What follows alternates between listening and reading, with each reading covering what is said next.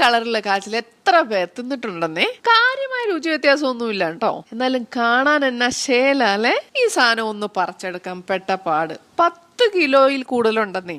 ഇനി നന്നായി അങ്ങ് തിരുമ്മി കഴുകി തൊലി ചെത്തി കഷ്ണങ്ങളാക്കി എടുക്കണം. ദേ അലുവ കഷ്ണം പോലെ ഉണ്ടല്ലേ. നേരെ വെള്ളത്തിലിട്ട് പുഴുങ്ങരുത് കേട്ടോ. ഗുണം മൊത്തമായിട്ട് അങ്ങ് പോവും.